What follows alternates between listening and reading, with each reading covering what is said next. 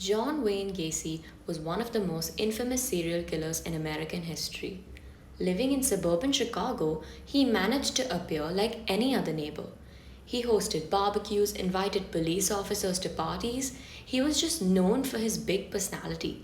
But beneath this image, he was a killer clown. In 1960s, he worked as a manager at a KFC restaurant in Iowa. He had married into a family that owned multiple franchisees. He seemed to be settling into family life, but this period marked the beginning of serious trouble. He was convicted for sexually assaulting a boy and was sentenced to 10 years in prison. He only served 18 months before being released on parole. He came back to Illinois and began rebuilding his reputation. He became active in local politics, volunteered for community events, and even performed as a clown called Pogo. He visited children's hospitals, marched in parades, and made balloon animals at parties. People saw him as outgoing, generous, someone they could really trust with their child. But later, this cheerful clown would become a very disturbing symbol of his crimes. Throughout the 1970s, Gacy targeted teenage boys and young men, many of them runaways or just kids looking for work. He often offered them construction jobs through his contracting businesses or simply promised them a little money for his errands. Once inside his home, these victims were trapped. Investigators later learned that he even developed a handcuff trick that he used to overpower them. Gacy's modest ranch house in Norwood Park Township became the site of unthinkable crimes. When police eventually searched the property, they discovered a crawl space beneath the home. Inside, they found the remains of 26 young men and boys. Others were buried in his backyard, some were discarded in nearby rivers.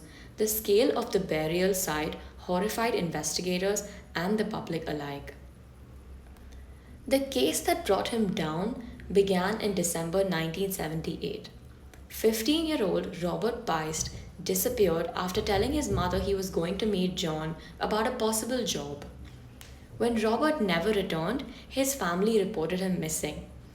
Unlike many of Gacy's earlier victims, Robert had strong family ties and a clear timeline that led directly to Gacy.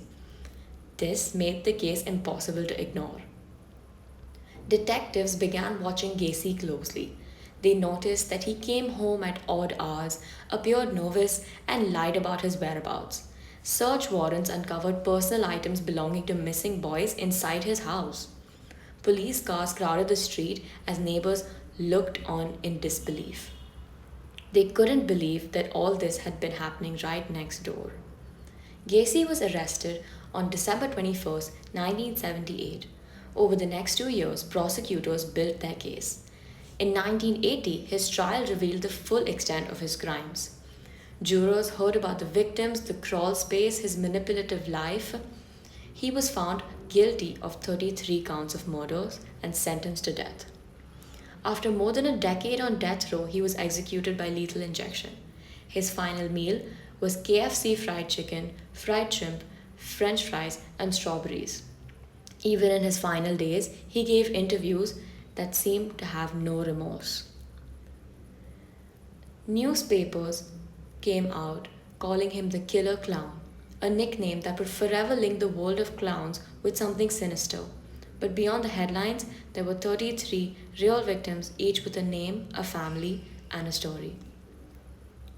Cases like this show the dark side of human behavior.